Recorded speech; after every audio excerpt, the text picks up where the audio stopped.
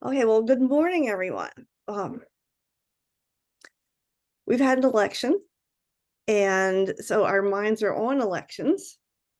And this is the Washington State League's education project about multi-member districts. We're going to give this presentation, and then we'll take questions afterwards. If there's questions along the way and you want to put them in the chat, that's great too, so that you don't lose your question. So the League of Women Voters of Washington has conducted numerous studies of election methods over the years. However, members of the Whatcom County League recognized a lack of member understanding about multi-member districts. And the Whatcom County League proposed and won approval at the 2023 League of Women Voters Washington Convention to produce this education project about the topic. And the state board just approved the presentation in October of 2024.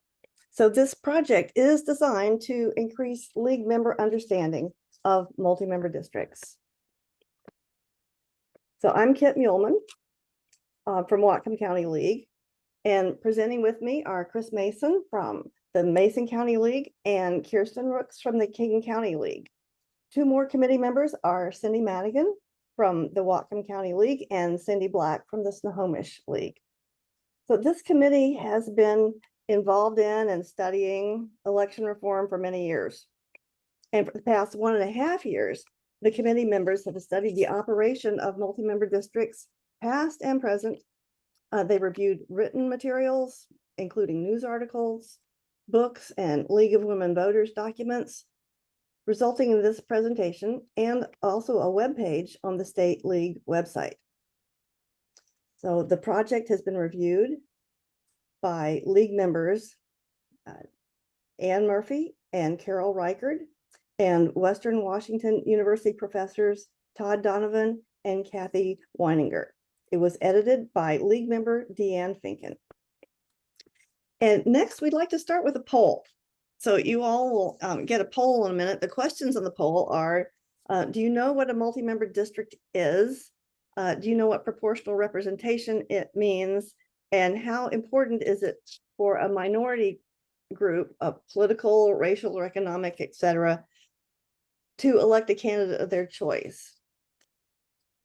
And the choices are, do you know what a multi-member district is? You've never heard of it? I've heard of multi-member districts, but don't know what they are. I know what they are, but don't ask me to explain. I probably know more than the average person, or I could teach a class on multi-member districts. The same choices are for proportional representation. The third question, how important is it for a minority political group to elect the candidate of their choice, has its own answers. And you all are moving right ahead with the poll, I can see. And you will need to scroll to see all 3 questions. Thanks, Cindy. So we'll give it another minute or so. We'll come back to this poll at the end to hopefully measure an increase in member understanding. So I've never heard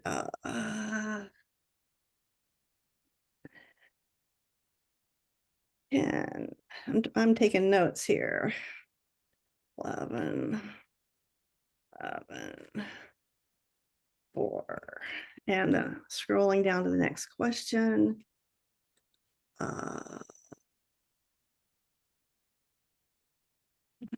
10, 4, and the last question. Oh, good for you all. This is good. 0, 0, 4, 7, 20. Okay. All right, we're going to end the poll and see the final results. Yes. Thanks. So question number 1, do you know what a multi-member district is? 12 people say they haven't heard of a multi-member district, and they're bravely showing up to learn. This is awesome. And 11 people say they have heard of multi-member districts, but don't know what they are. 12 people say I know what they are, but don't ask me to explain. 11 people say I probably know more about them than the average person, and 4 people could teach a class. So see us after the presentation, please. 2, do you know what proportional representation means? 1 person never heard of proportional representation. Also, welcome. So glad you're here. 10 people have heard but don't know what it means. 16 know what it is but don't ask me to explain. And it is a bit of a challenge to explain. Yeah. 14, probably know more than the average person. These same 4 people ready to teach a class. Awesome. So question 3, how important is it for a minority group to elect a candidate of their choice? 0 people say it's not important. 0 people say elected representatives already represent all groups in their district.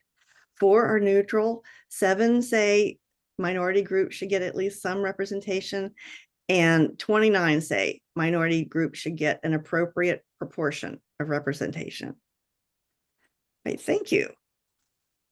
That is tremendous. So let me get this off my screen. And we'll go on now to Kirsten. Okay, hello. A little background is helpful. In 2000, the Washington State League of Women Voters published a study of election methods and election laws in Washington, following up with a review in 2020.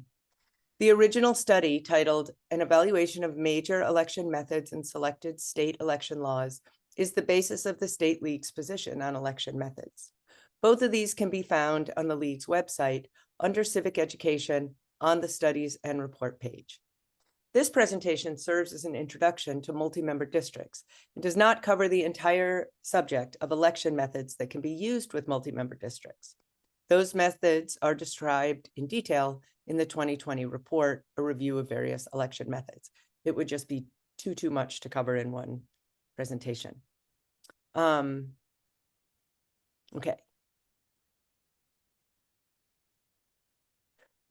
so let's look at the League's program in action, which includes the Washington League's position on election methods, and the abbreviation EM stands for election methods. Here is EM5, originally written in 2001. The League supports adoption of election methods that produce proportional representation when electing representative government bodies, such as councils, legislatures, and Congress. This position on proportional representation is central to educating League members about multi-member districts. And in 2020, the League of Women Voters of the United States concurred with this position. And so Kit will tell us now how multi-member districts relate to proportional representation.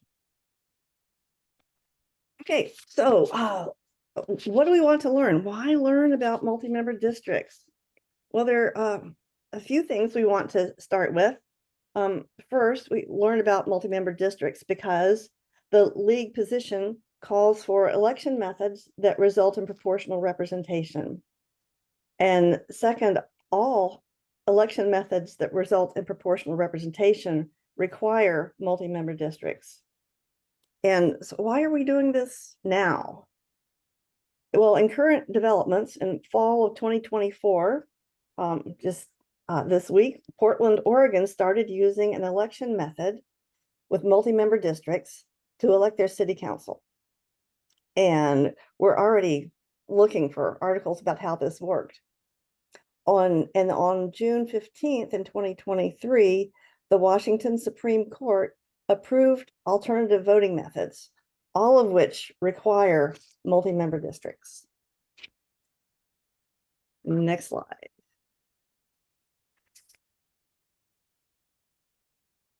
So by the end of this presentation, you'll better understand what a multi-member district is, what proportional representation is.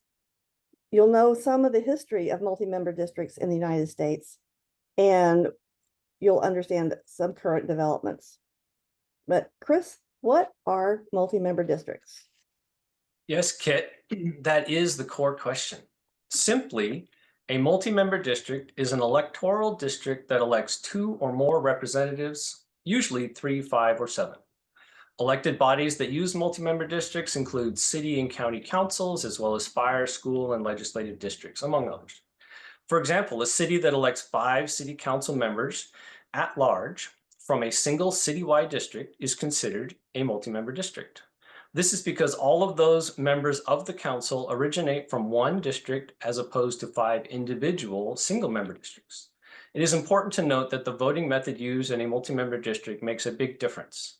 There are 2 types of elections that can be used in a multi-member body. Let's contrast them.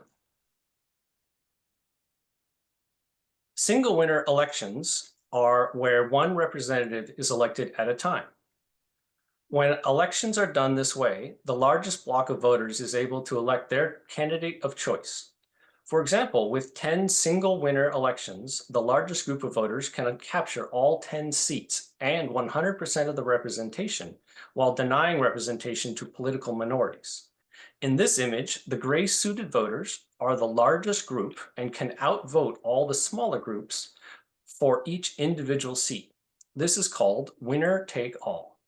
This is true for 10 single-member districts or 10 seats in a multi-member district that uses separate single-winner elections for each position. On the other hand, multi-winner elections are just that, an election where multiple candidates will win a seat. When one election has multiple winners, like-minded voters can elect candidates in proportion to their share of the electorate. The majority wins the majority of seats, and each sizable minority is also able to elect a candidate of their choice. Said another way, you have majority rule with minority representation.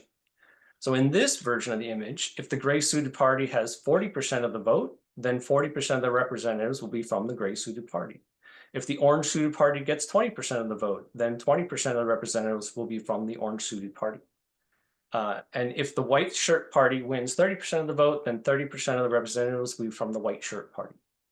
The important idea here is that to achieve proportional representation, you need a multi-member district where you elect all the representatives at the same time in a multi-winner election using a proportional election method. History helps us to see how multi-member districts work. Kit, how have they been used in the United States in the past? Thanks, Chris. Yeah, there's actually quite a bit of history of multi-member districts in the United States that will help us understand. So you might be surprised to learn that Illinois used multi-member legislative districts to elect their state representatives for 110 years. So back in 1870, the state was severely polarized after the Civil War, and yet 3-member districts, each district had 3 members, representatives. The 3-member districts helped avoid gridlock, and more on that in a minute. In other parts of the country, in the progressive era in the early 20th century, a new development arose.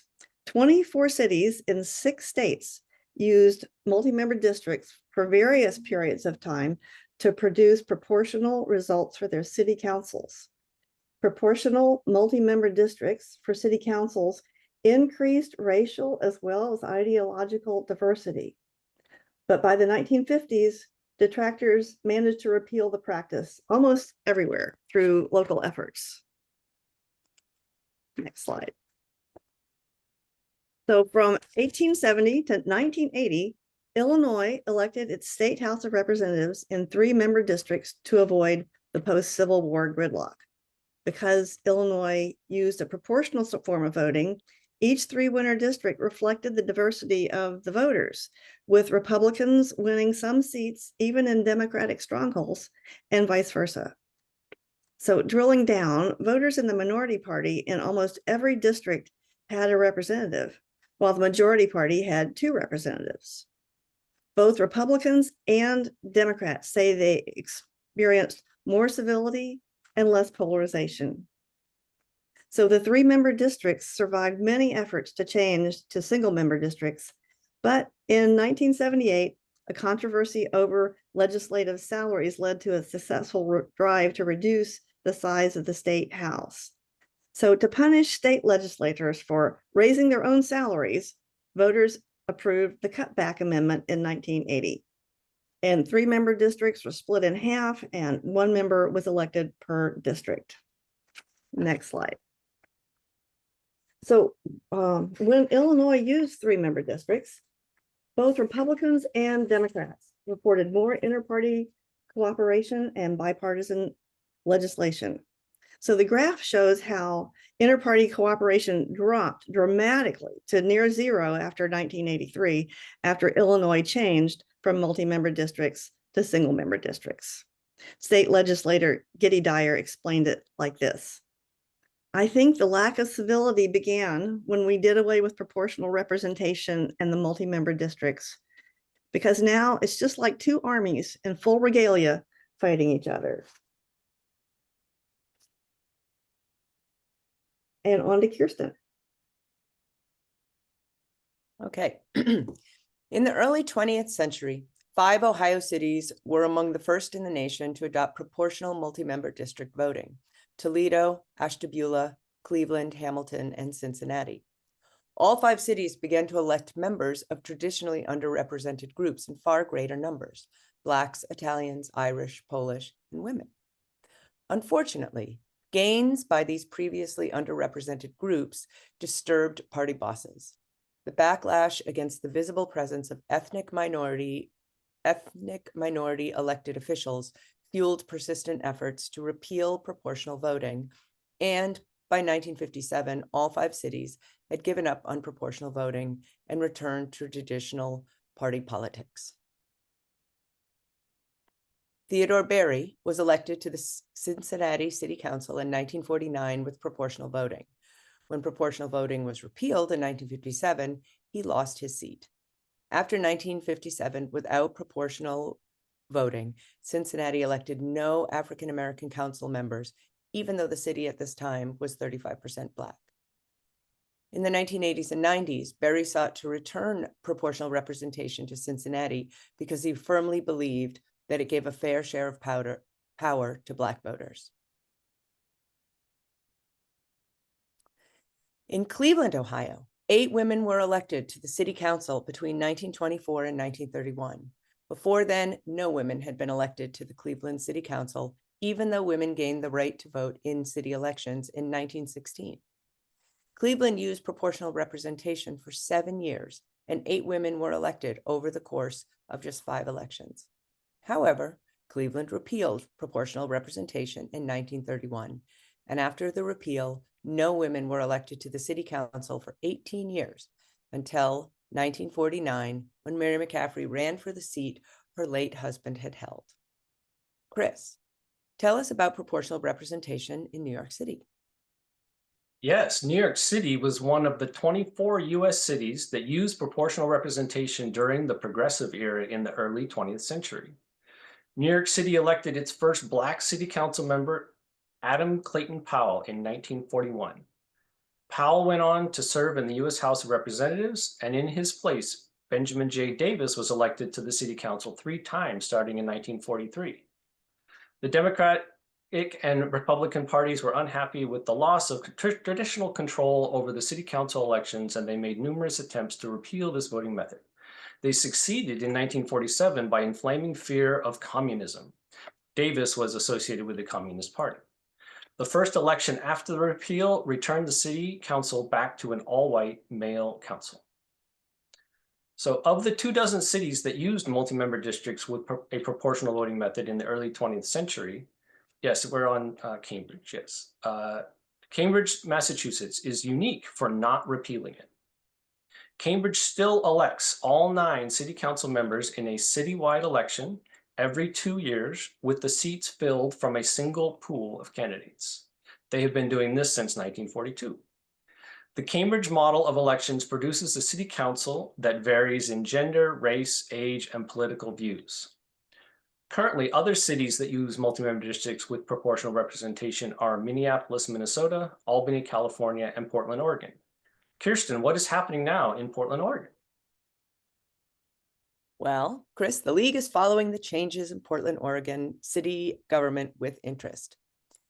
In a 2019 report, the City Club of Portland concluded that while, quote, the current commission of local government has various merits, it is inherently inequitable and has long since ceased to be the most effective form of government for Portland.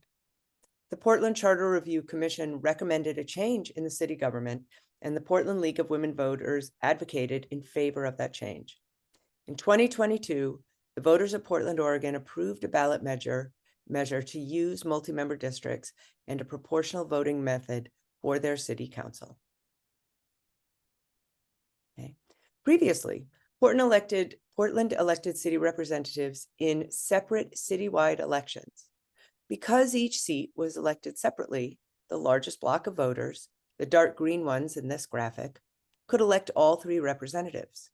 This meant about half the city's voters, the minority blocks of voters, didn't elect a representative to the city council. Portland has now chosen to use another method of voting, a proportional voting method that elects representatives to the city council in proportion to their support or vote share. The graphic illustrates how a change in the election method leads to results that more accurately reflect the makeup of the population. On the left, each separate seat contest results in a dark green winner. On the right, a proportional voting method results in representatives from the three groups. And at this point, with the last week's election results pretty set, it is reported to be the most diverse council ever. According to an article from the Oregon Public Broadcasting, ranging from ages 28 to 70, the new 12-person council is split equally between men and women. 5 councilors are people of color, and at least 4 identify as LGBTQ+. And due to voter-approved plan to split Portland into 4 districts, this council will be the most geographically diverse in a long time. I ended the quote too early. So now let's take a look at the Portland model. All right. Hi, my name is Chris, and I live in Portland, Oregon. And this November, we Portlanders are going to be voting on a really big change to our city government. Part of that change involves how we choose who represents us on city council. What's on the table is something called proportional representation, and it's new to a lot of us, so I thought I would try to explain it. But first, a couple of notes.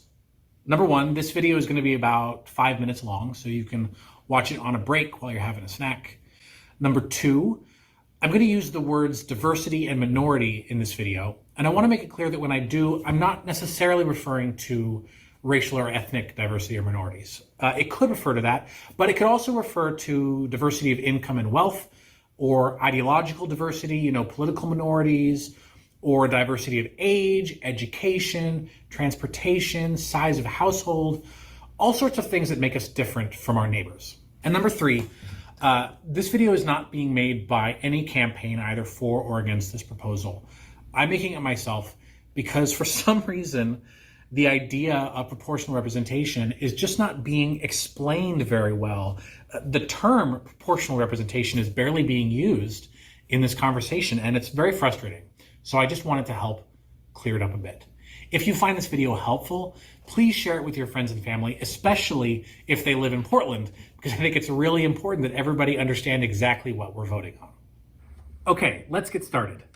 This is Portland. We've got the Willamette, we got Mount Tabor, we've got Big Pink, but most importantly, hey, sorry to butt in, I just wanted to point out that I know that Portland is not split in half by the river. In fact, 80% of Portland's population is east of the river, and about 30% of it is east of Mount Tabor. So just know that this is not a geographically accurate representation of the city. Okay, back to the video. We've got the Willamette, we got Mount Tabor, we've got Big Pink, but most importantly, we've got a bunch of Portlanders. There are lots of different kinds of Portlanders, but for the purposes of today, we've got 4 kinds. We've got blue, green, yellow, and red, portrayed here by some colorful candy-coated chocolates. The voters in Portland currently elect 5 members of our city council, the mayor and 4 commissioners. And we elect each of them in a separate citywide election. So the mayor is elected by whichever group of voters is the biggest. Looks like we're getting a blue mayor. Then commissioner number 1 is elected. Again, a citywide election. So blues elect commissioner number 1. And that happens 3 more times. Another blue, another blue, and another blue. And what can happen is you can get a city council that's not as diverse as the rest of the city. Of course, it's not the case that the same 51% of Portland voters elect all 5 members of the city council. But it is true that they could, and that each city council member is only elected by, at minimum, 51% of voters, which means 49% of voters could be unrepresented on council. So how could we change things? Well, one thing we could try to do is split the city into districts. There's a proposal to split it into 7 districts. So here are 7 districts, and each district elects 1 city councilor. Well, that's great. This district elects a blue. This one elects a blue. These 2 elect blues. And then we get a green and a yellow and a red. That's great. This is a nice, diverse council. The problem is, this is not what Portland looks like. This is what our city looks like. A lot of our diversity is relatively mixed up. And when that happens, the majority in the city is likely to be the same as a majority in a district, which means you end up getting blue, blue, blue, blue, blue, blue, and blue. And that is not a particularly diverse city council. So what else can we try? Well, let's try this. 4 larger districts that each elect 3 city councilors. But let's also use something called proportional representation, which is where you use a voting method that tries to pick the 3 candidates that best represent the most voters in a district, as opposed to the 3 candidates that the majority of voters in a district want. Side note, there are actually a bunch of different proportional voting methods. The one that's being proposed is called single transferable vote.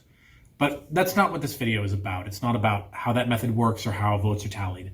It's just about the concept of proportional representation. So if you want to learn about how the votes would be counted, there are lots of great videos out there. There are probably some in the comments of wherever you found this video. Anyway, with proportional representation, we will elect 3 representatives from each district, and we'll do it in such a way to try to make the most voters in each district happy. So each district will likely elect a blue. That's fine. Blues are the majority of the city. But then this district might elect a green and a red. This district, a green and a yellow, perhaps. This one maybe elects another blue and a green. And this one, a yellow and a red. And there's our new city council. That's how proportional representation works. And it's part of Measure 26228 that Portlanders will be voting on this November. Now, there are a lot of other big changes in that measure, but in my opinion, this one is the biggest, and it's definitely the most controversial. So if you like what it does, you should vote for the measure. If you don't like what it does, vote against it. Either way, if this video helped you understand how proportional representation works, please share it. I worked really hard on it, and I spent $70 on 8 pounds of candy that I have now touched and can't give away.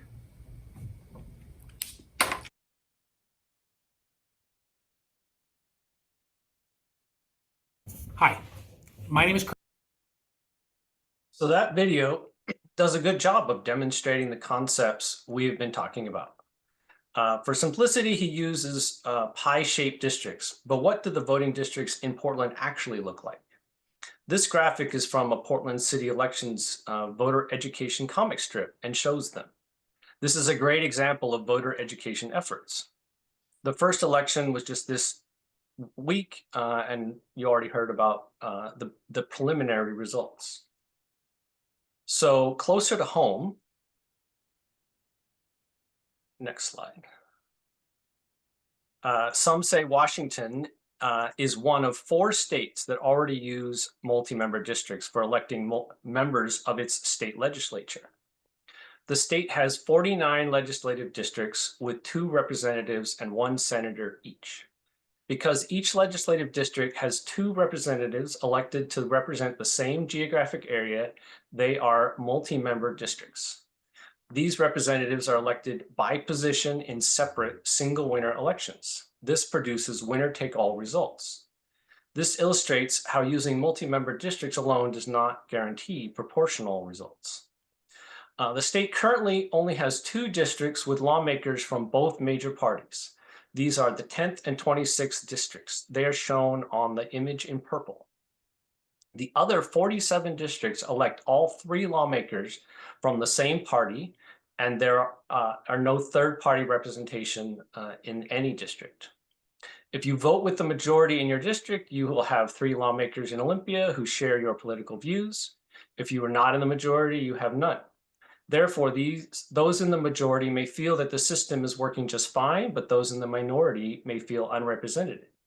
I am one of those people who lives in a 45-55 split district and have been unable to elect a candidate of my choice. So moving on, Kirsten, how would multi-member districts affect redistricting in Washington state?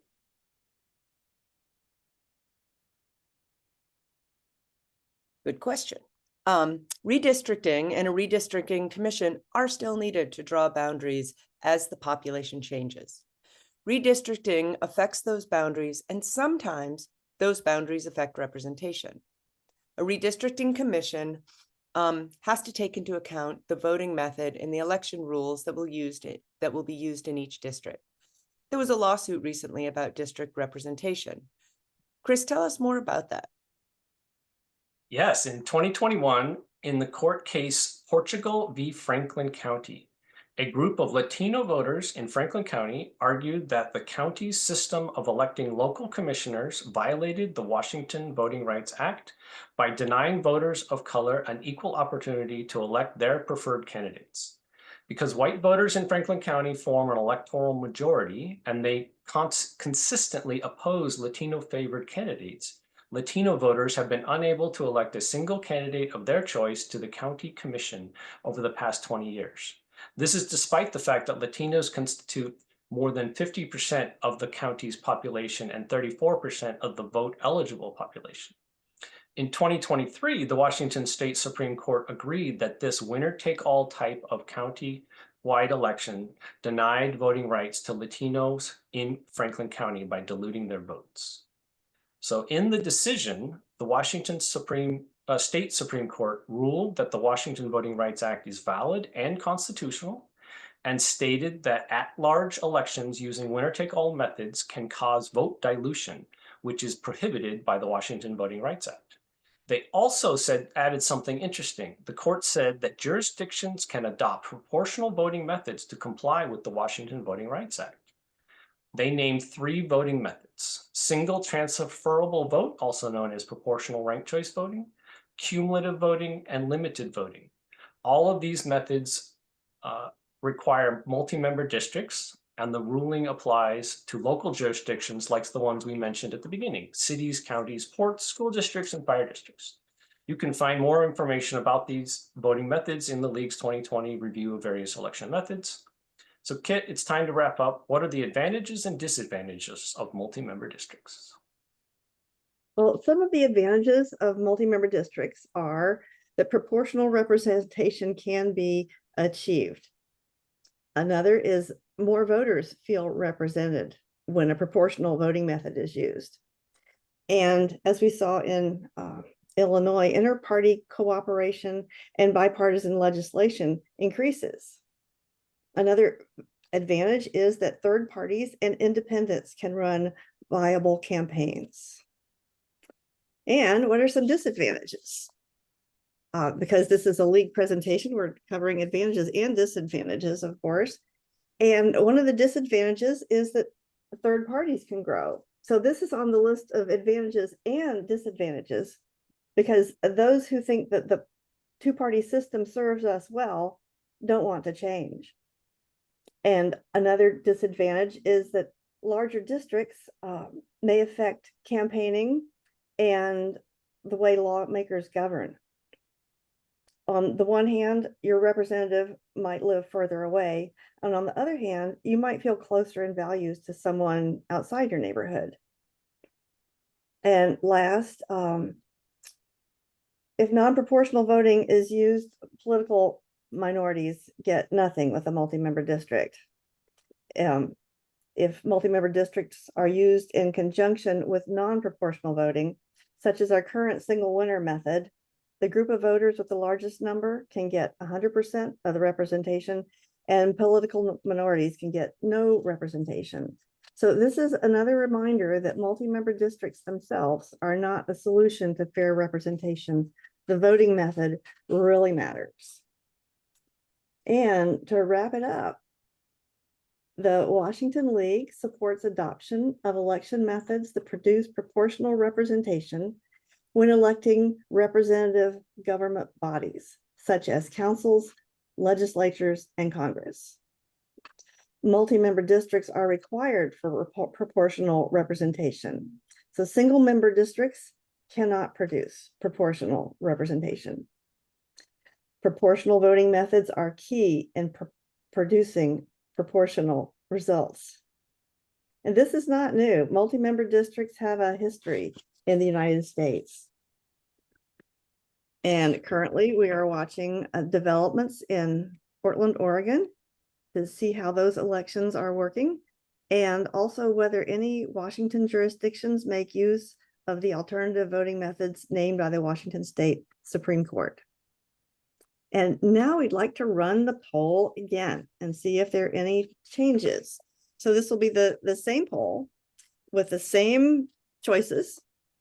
And again, to get question number 1 will come up, you'll have to scroll down to get to question number 2 and 3.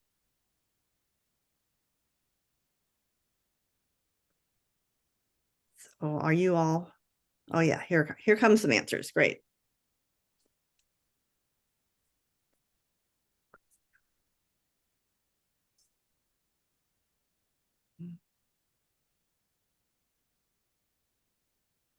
Ooh, we're getting some more people ready to teach the class. That is awesome.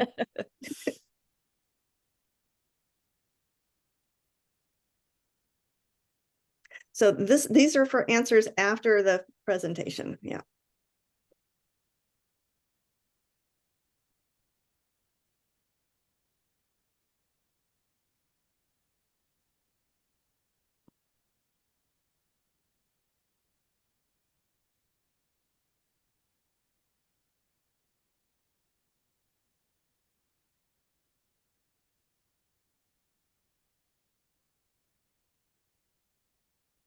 I think we're just about all done.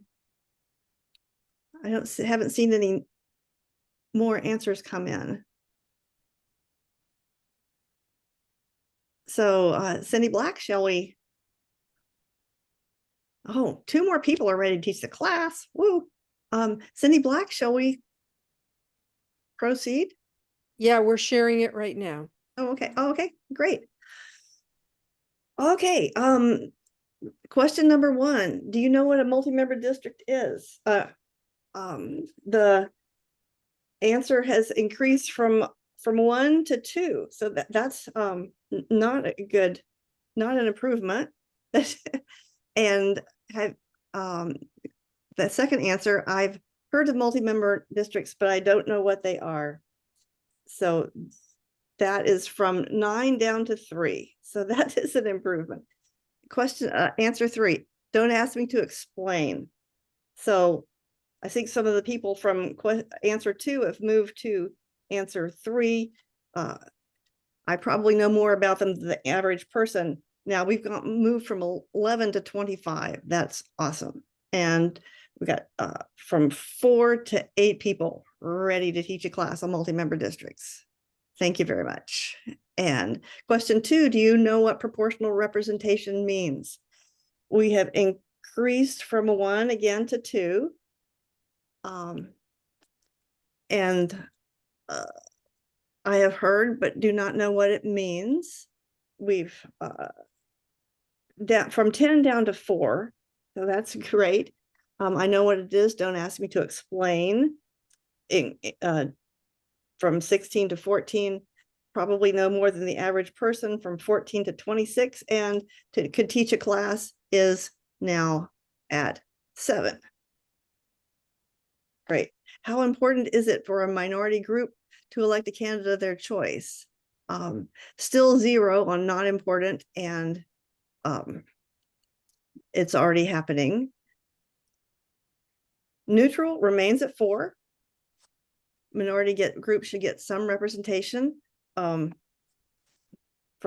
7 to 9, and appropriate representation from 29 to 41.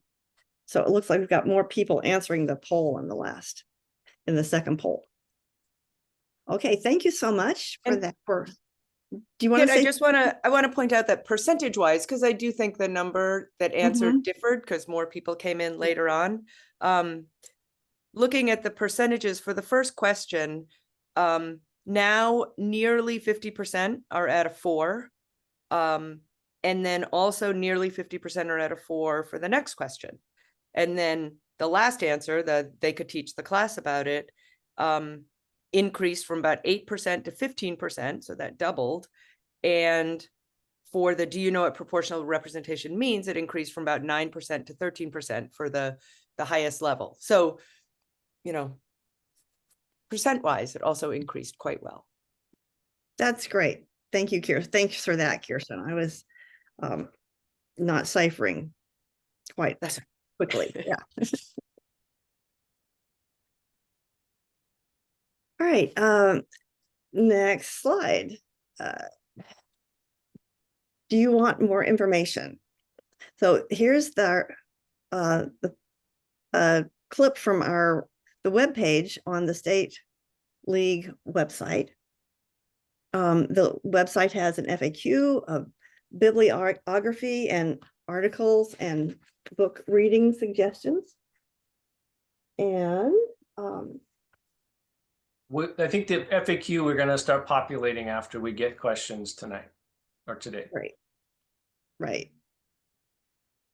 And if you like, we would be glad to come and present to your local group. You can contact us through the webpage and invite us to give a presentation, or just contact us directly if you like. Right, so now you all have been typing in some great questions in the chat, and we'll get to that part. First of all, Minda Ray made the excellent point that not all people in a certain category have the same political views. So we've definitely simplified matters somewhat in our little graphs with people in different colored clothing. And that's one problem with carving out a majority district, is we're expecting people of a certain category to vote in a block and create representation that way. And then someone asked, how does multi-member districts work with ranked choice voting? Chris, would you like to take that? Yeah, sure. So there's a version of ranked choice voting that's called proportional ranked choice voting, or single transferable vote. And that is the one you use when you have, where you're getting multiple winners, like you would want in a multi-member district. One extra thing, the really great thing about whether you're doing a single winner version of ranked choice voting or a multi-winner version of ranked choice voting, the ballot looks exactly the same. So from a voter's standpoint, it's very consistent. You just rank the candidates in the order that you prefer. Yep.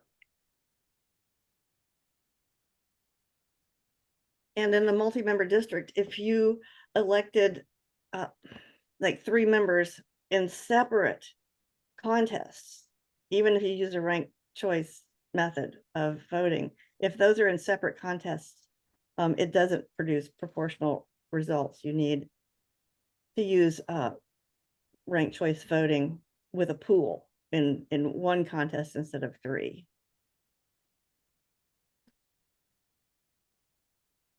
So Karen is asking, please explain what the proportion is based on. Is it party? Do we have to register for a specific party? One of you want to take that? I'll try. I think, and the speaker who made the video kind of said, and he said it generally, but it it's kind of loosely applied. It could be a proportion of any sort of category. It doesn't have to be a racial category.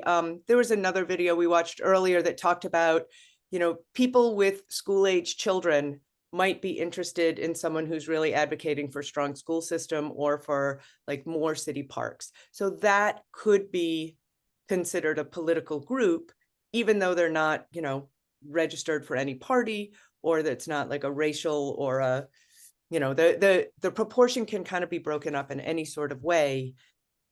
It just is that a group of people will find a representative that they feel represents them better, and there's a better chance that they can get a person or a person like that with their similar values to the council. So I just posted in the chat the website representingwa.org, which is a coalition of organizations the League is part of, I'm pretty certain, called Washington for Equitable Representation. And there are 2 great videos on the homepage that do a really cool job of showing those different types of people, like school-aged, children's parents, or, renters, or whatever.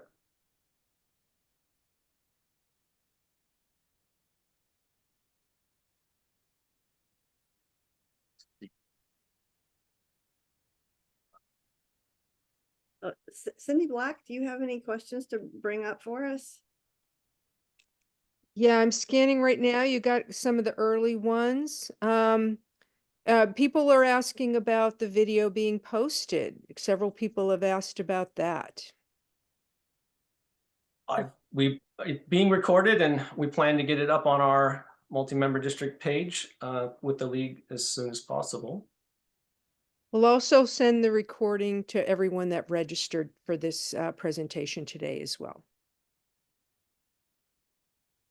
There's a good question in the chat from S.A. Linden. Is a parliamentary system at all like what you're discussing?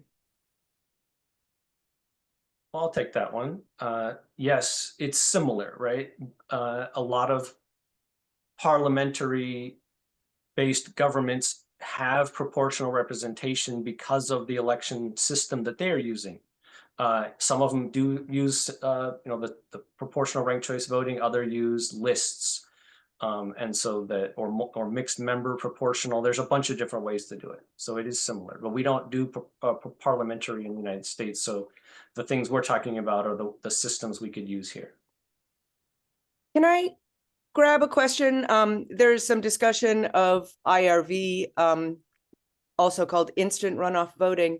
And I think that one thing to realize is there's kind of 2 types of elections. One is kind of considered an executive type election where you are voting for a single person, a governor or a lieutenant governor, something where you have a single person. And that would be a case of, I believe IRV is what you might call ranked choice voting. And it wouldn't be proportional because you're only going to have a single winner. It just means that with that voting method, more people's wishes will be considered when that actual winner comes to rise. What we've been talking about are what are called legislative elections, where instead of a single person being elected, there is a body being elected. And there's just different ways to elect that body, either in single seats or as a collective group. And with the collective group, you can use a voting method, which would then lead to proportionality. Multiple people elected will better represent the different portions of the population. Is that clear for my other people? There's also a question from Carol. Where in the world is proportional representation already in use? There's a lot of places. I don't have a good website to send you to right at the moment. That'd be a good one to include in the FAQs with a little more research. Yep. And then we have a question. Someone is interested, Kent is interested in adjusting their county charter to establish multi-member districts. There are some rules around charters doing that in the Washington Constitution. Do any of those rules limit the ability to do multi-member districts? Do you have any resources more resources on that? I don't know if there's any limits. I know that we have had multiple charter review commissions in Washington include both proportional and non-proportional ranked choice voting in their proposals. The Clark County Commission did it. They were going to use it in multi-member multi-winner down in Vancouver. And I believe right now in Whatcom County, they're currently electing the people to be on the Charter Review Commission. So yes, it's based upon the size of the city or the county as to whether they can change their own charters or not.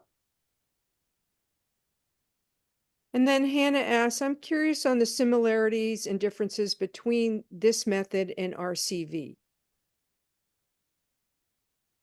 Ranked choice voting is one way you can do elections in multi-member districts, but it's not the only way. Ranked choice voting is an umbrella term that refers to a ballot on which you can rank candidates. So there are a number of ways to use that, either for single winner or multi-winner, and maybe even some more. And Michael asks, historically, where has the opposition to proportional systems even come from? Is it always the big parties that dislike having their control diluted? Well, that was the case in the progressive era, because the parties had real strong control over elections, and they saw people outside the two main parties being elected, and they also inflamed fear of communism. So in the 1950s, 40s, and 50s, there were a lot of people that were very concerned about communism and American communism, and they saw that eliminating proportional representation would eliminate that party, basically. I think another way to look at it is if it's proportional to the interests of the population, there are groups that don't want that diversity. And Judith asks, how do the votes get proportioned to match breakdown in types of voters and who decides the categories, such as race, LGBTQ+, etc.? That's a big question that we don't have the answer to. So there's I'm sorry, Kit. yeah, there are many voting methods, or at least a handful of good voting methods, and changing voting methods is it doesn't happen very often, let's say. And oftentimes, Oops. I was just going to say, I think that the idea of the proportion, it's not like something that's set in stone, like you would run under these banners. It would just be that you would, voters would find someone who appeals to them more because it speaks to them and their life situation, whatever category that happens to be in. and I was just going to add, it's about self-identification. How do people identify in those categories? It's something a lot of people talk about today. You are voting based on your geography, right? You only get to vote based on where you live, not on what your values are. So by having multiple winners in a larger geographic area, you get to vote your values. And there's no top-down picking of demographics.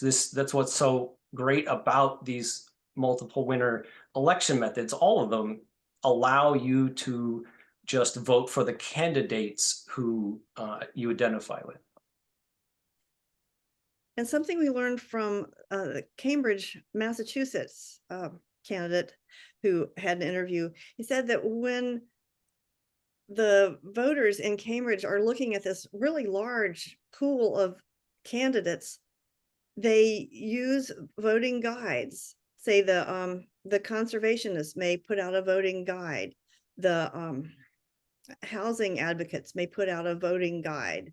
The small business will put out a voting guide. So the voters can use the voting guides to help decide who they want to vote for. So there's not like a voting guide for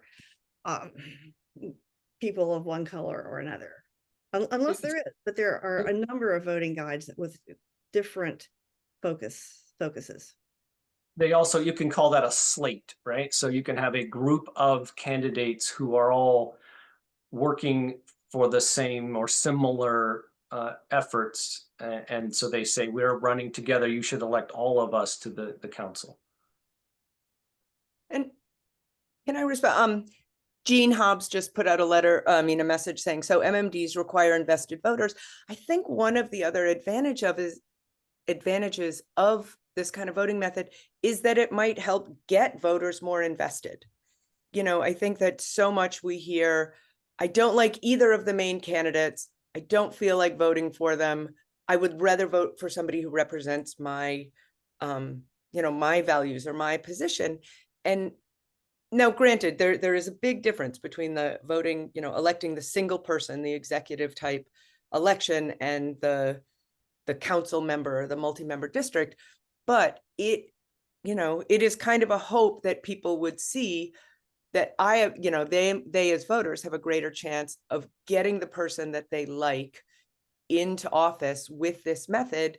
And so it might actually help, get voters more invested.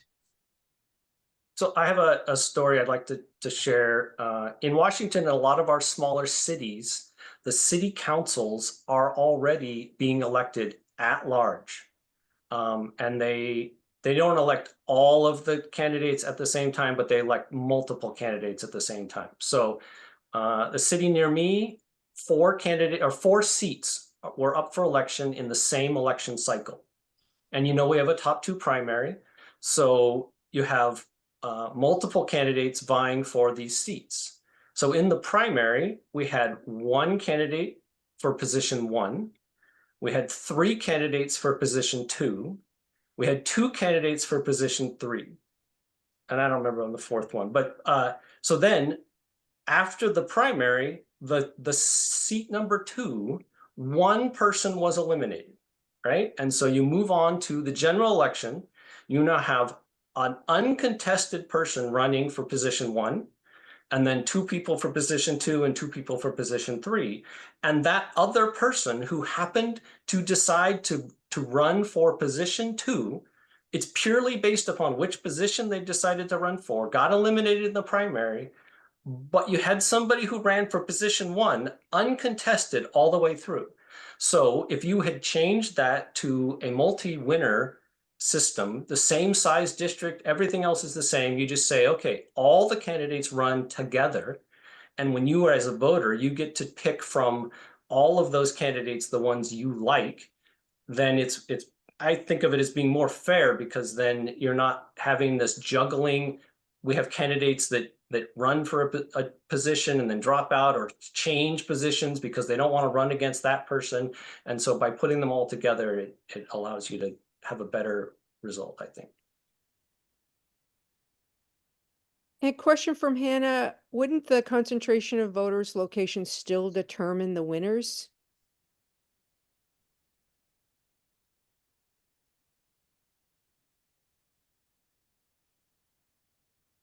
Well, it's a multi-member district. Generally, several single winner districts are combined into a bigger district. Say you might have 3 single winner districts, expand to combine 3 districts into 1 multi-winner district. So you would have geographically a bigger district, and voters would have a broader selection of candidates. But that was one of the disadvantages, is that candidates have to campaign in a larger geographic area in a multi-member district. But to offset that, as a candidate, if you have a group of voters, like which the video showed, if the people you feel are your supporters are diversely spread all over the place, you can actually campaign on that issue you don't necessarily have to go everywhere, because you may get a better, you already have a feeling about sort of if there are pockets of people, right? But they are spread out, but you may not need to actually knock on every door because you're going more for issues.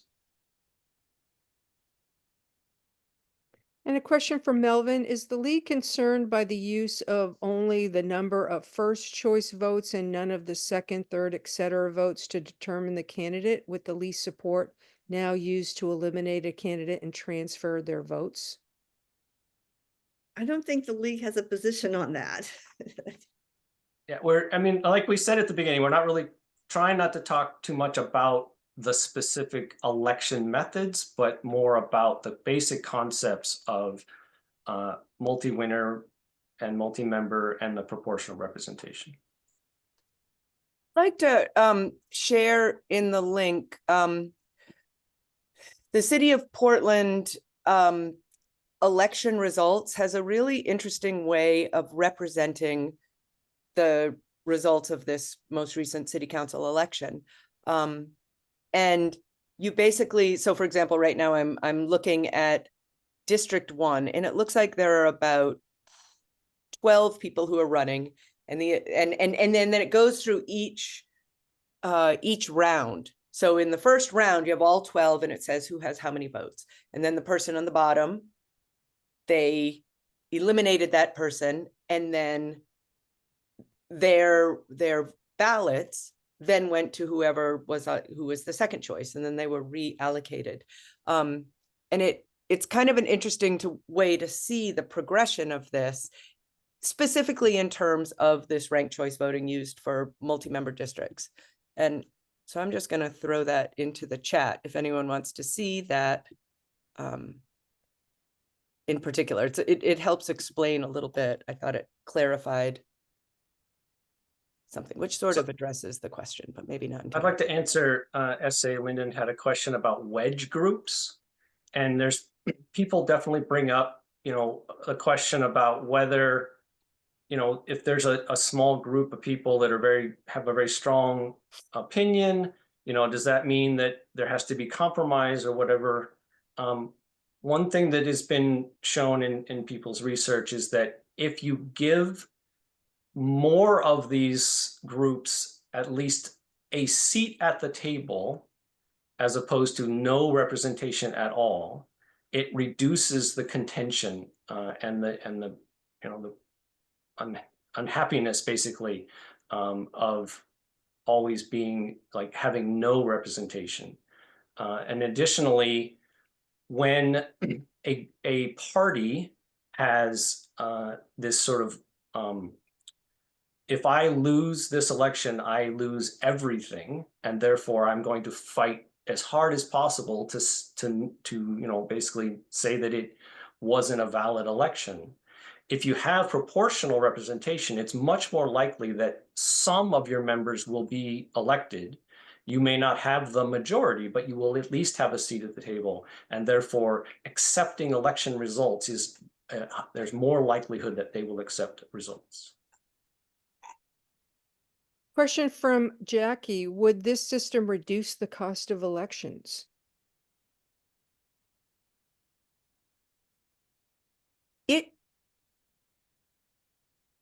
It could, I suppose, in that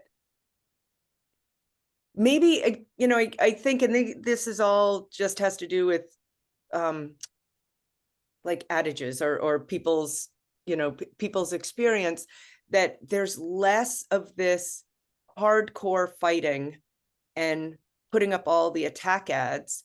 And I don't know, maybe it wouldn't. There was one quote from the Illinois group. I remember, Kit, when we were looking into it, and there was a guy who was a third party, or he wasn't a major contender, like he didn't necessarily have the party backing. And he said, but I was still able to run because, and I don't remember exactly the reason why, but it was a cheaper election for me. He's like, I'm still able to run even though I'm not, the favored guy, and I got elected because this system is broader. I guess one thing about it is if you have 5 people running, or no, let's say you have 4 people running, just because that's easier. You get a position with 20% plus 1, 20% of the vote plus 1. And so, because, you know, everyone with 5 people running, well, with 4 people running, anyway, so you need to appeal to a smaller group of the electorate. And so it might, you know, it seems to follow that it's not going to be so expensive. You're not trying to convince 51%. You're just trying to convince 20% plus 1 person, and that will get you a seat. So I think that does make it like there's a lower bar to entry.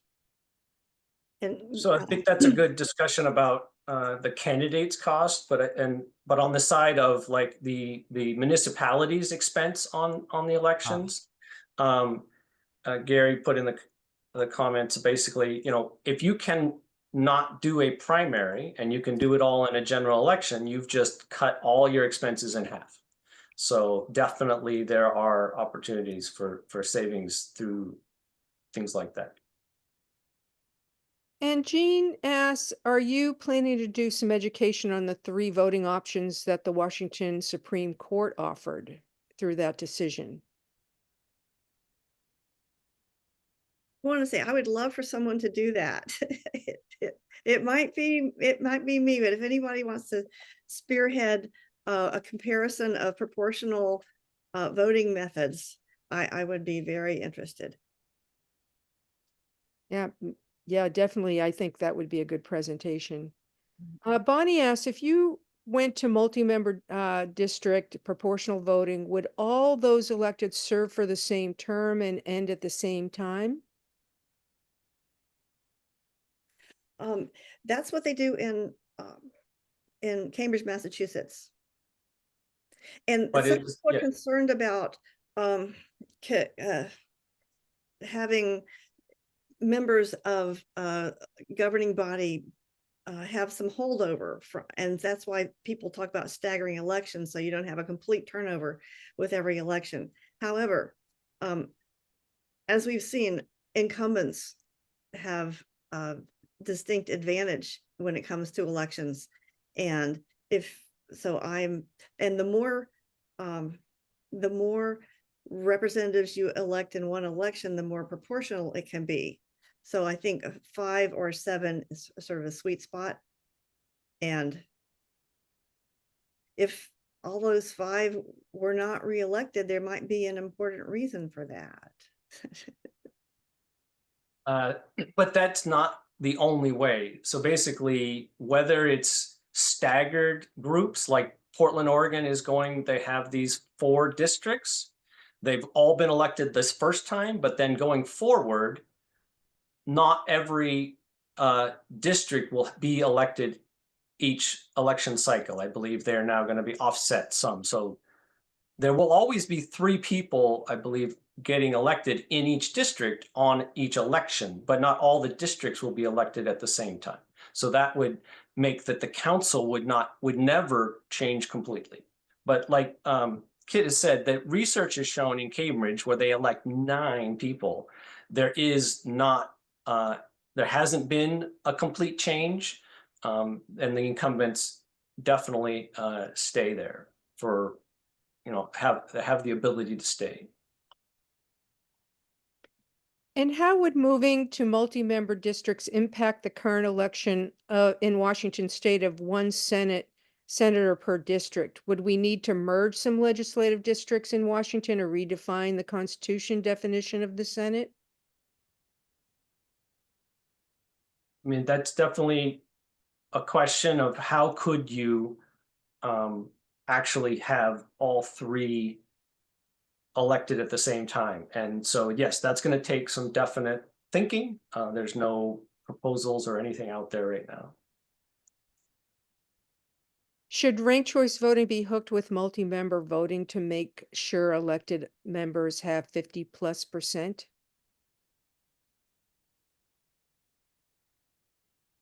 So there should be both kinds of ranked choice voting is what I would say.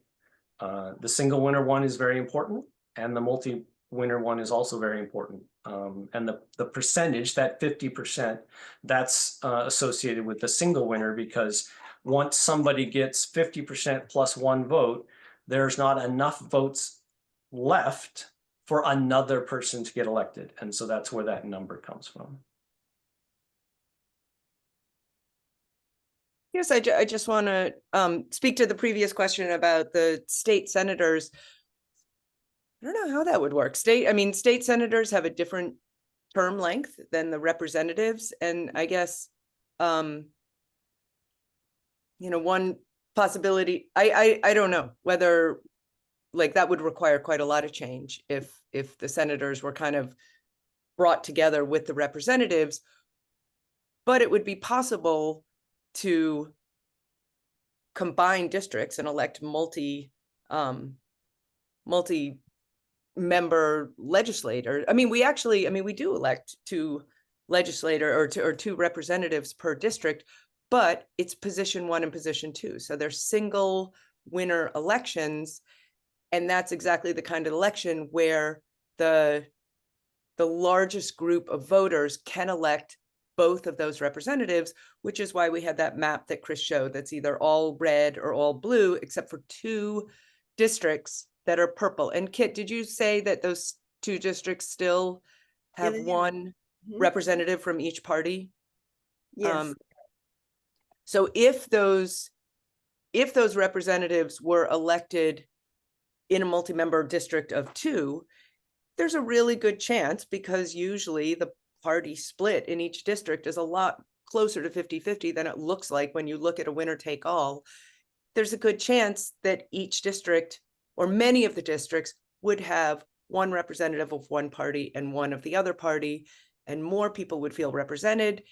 And perhaps in Congress, it would mean that those 2 representatives had to work together more in order to represent their district. So, there seems like there are an awful lot of advantages to this, but of course that's how we're looking at it. So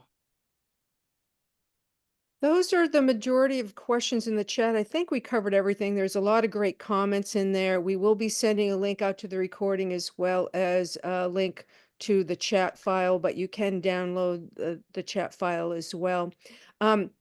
I have a question about congressional districts, because there's been a lot of talk about what if we elected our congressional representatives to House of Representatives, for example, using proportional representation. What might that look like? Well, I'll take a stab at that. There's actually a bill that's been in the House of Representatives for a number of years now that proposes changing every single House of Representatives race in all the states so that it is more proportional. And what they do is, using Washington as an example, we have 10 congressional districts. And the proposal is to change from that 10 single member districts to 2 districts that elect 5 members each.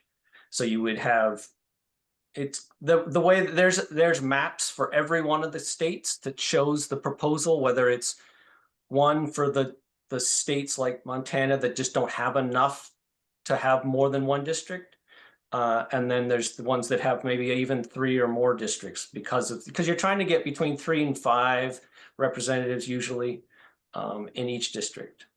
So there's a lot of information out there on how you could set that up. They have projected how you would have, how many winners of each party or third parties you would have.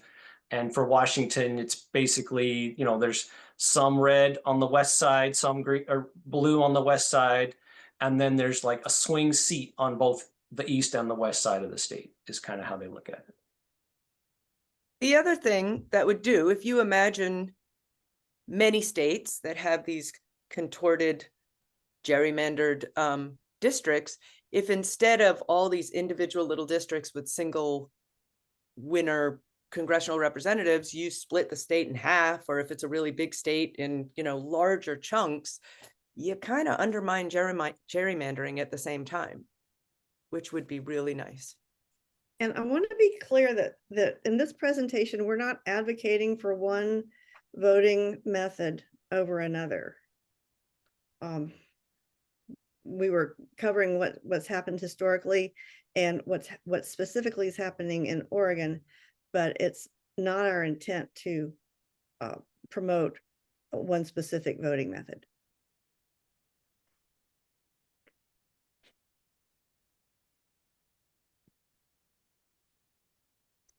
I think that's the end of our questions, unless anybody has any other questions they want to add to the chat. I think we've answered pretty much everything.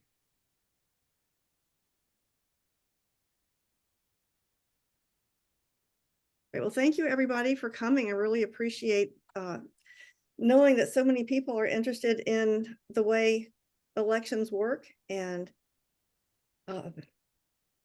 thanks, Carol. Oh, good to see you, Shelley. This great. Anyone else want to say Just anything? that, you know, we will come do this presentation live for your group, or you can share the recording. So thanks, everyone. See you next time.